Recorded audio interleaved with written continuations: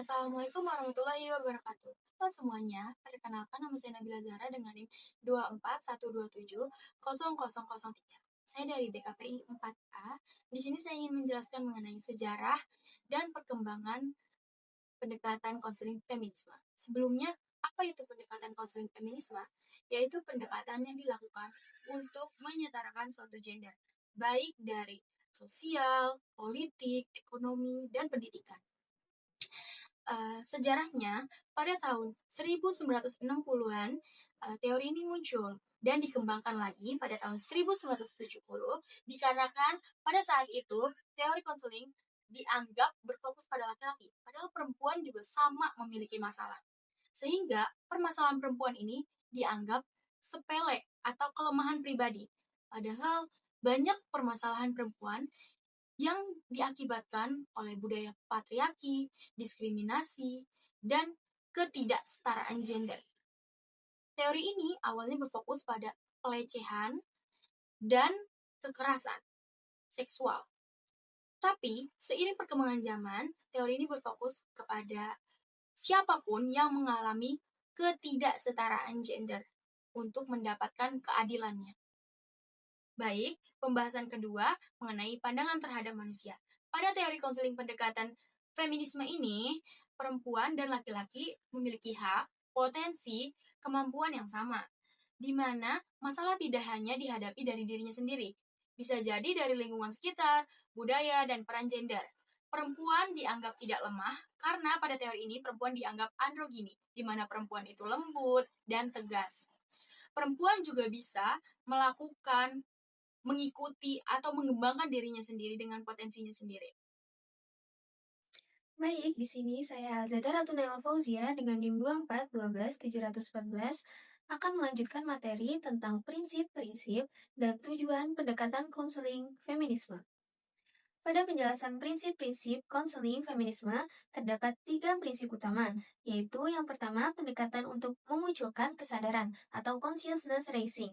Artinya, konseling ini membantu konseli untuk menyadarkan dirinya bahwa masalah yang terjadi bisa juga disebabkan oleh lingkungan sosial, bukan dari dirinya sendiri. Contohnya, seorang perempuan yang merasa dirinya tidak cantik menurut standar sosial. Maka konselor membantu menyadarkan bahwa standar kecantikan yang dibentuk itu melalui standar kecantikan media sosial, bukan ukuran dari dirinya sendiri. Yang kedua yaitu woman validating process atau menghargai perasaan perempuan. Artinya, di sini pengalaman dan perasaan perempuan itu dianggap valid dan tidak diremehkan.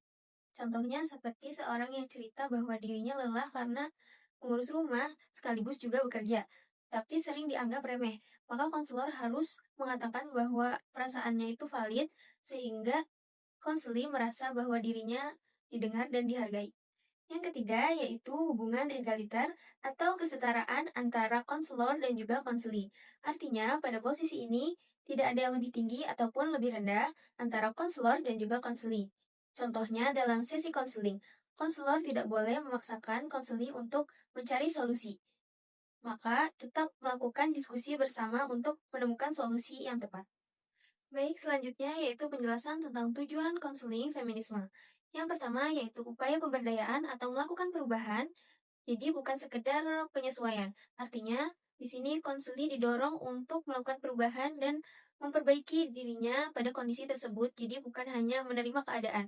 Contohnya kayak siswa yang dibully tetapi dia hanya diam saja dan menerima kalau dia dibully. Yang kedua yaitu menjadi agen bagi diri sendiri. Maksudnya, konseli itu sudah punya kendali atas hidupnya dan juga bisa mengambil keputusannya sendiri. Contohnya seperti seorang siswa yang memilih jurusan sesuai bidang yang diminatinya. Tujuan yang terakhir yaitu menghilangkan seksisme dengan segala bentuk diskriminasi dan juga penindasan. Artinya, konseling ini bertujuan untuk menciptakan keadilan sosial dengan cara tindak lanjut atau pelaporan masalah. Baik, cukup sekian penjelasan dari saya. Kurang lebihnya mohon maaf, dan penjelasan selanjutnya akan dijelaskan oleh rekan saya. Halo guys, kenalin nama aku Putri Hairunisa dengan NIM 2412717. Di sini saya akan melanjutkan pembahasan dari teman saya sebelumnya. Di sini saya akan menjelaskan tentang fungsi dan peran konselor dalam konseling feminisme. Nah, Dalam konseling feminisme, peran konselor itu bukan hanya sekedar memberi solusi, tapi lebih ke pendamping yang memperdayakan. Yang pertama, konselor berperan sebagai pemberdaya atau empowerment. Artinya, konselor membantu konseli untuk memberdayakan bahwa dirinya itu kuat, berharga, dan mampu bangkit dari masalah yang dihadapi. Yang kedua, konselor membantu konseli itu memahami masalah yang di dalam konteks sosial. Jadi, masalah yang dialami tidak langsung dilihat dari faktor lingkungan, dapat dilihat dari faktor lingkungan, budaya, bahkan ketidakadilan gender. Ketiga, konselor membantu hubungan yang setara atau egaliter. Di sini tidak ada posisi lebih tinggi atau lebih rendah. Konselor dan konseli saling menghargai sehingga tercipta rasa aman dan terpercaya. Yang keempat, konselor membantu meningkatkan kesadaran diri konseli. Konseli diajak untuk memahami pengalaman hidupnya, mengenali potensi dirinya, dan tidak merasa dirinya rendah. Nah, yang kelima itu konselor juga menjadi model yang asertif dan kuat. Artinya, konselor menunjukkan sikap tegas, percaya diri, dan support sebagai contoh nyata bagi konseli. Nah, dan yang terakhir itu konselor berperan sebagai menghapus ketidakadilan dan diskriminasi gender. Nah, konselor itu membantu konseli keluar dari pola pikir atau situasi yang menindas seperti stereotip gender. Nah, oke. Setelah itu kita akan membahas tentang teknik pendekatan konseling feminisme. Yang pertama ada empowerment atau pemberdayaan. Konseling didorong untuk mandiri serta eh, percaya diri dan mampu mengambil keputusan dalam kehidupannya.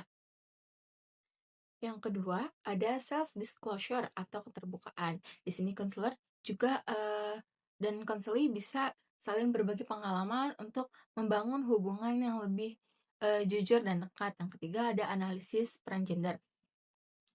Nah, konseli diajak untuk memahami bagaimana peran gender mempengaruhi kehidupan, masalah yang dialaminya. Yang keempat ada intervensi peran gender. Itu tujuannya untuk memeriksa sudut pandang baru agar konseli tidak terjebak dalam stereotip yang membatasi dirinya. Yang kelima itu biblioterapi, yaitu menggunakan buku, video, atau cerita sebagai media untuk membantu konseli memahami dirinya sendiri.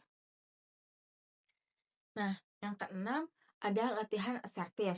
Konseli dilatih untuk berani berbicara, menyampaikan pendapat, dan mempertahankan haknya. Yang ketujuh ada framing dan labeling. Di sini digunakan untuk mengubah cara pandang konseli terhadap masalahnya, bahwa masalah tersebut tidak sepenuhnya salah dirinya. Nah, yang ke-8 itu ada group work atau kerja kelompok. Nah, konseli bisa bergabung kelompok untuk saling berbagi pengalaman dan merasa dia tuh nggak sendirian. Nah, yang ke-8 itu yang 8. Yang terakhir adalah social action atau aksi sosial. Konseli didorong untuk terlihat dalam kegiatan sosial, khususnya yang berkaitan dengan pemberdayaan perempuan. Mungkin segitu saja pemaparan dari kelompok kami. Kurang lebihnya mohon maaf. Wassalamualaikum warahmatullahi wabarakatuh.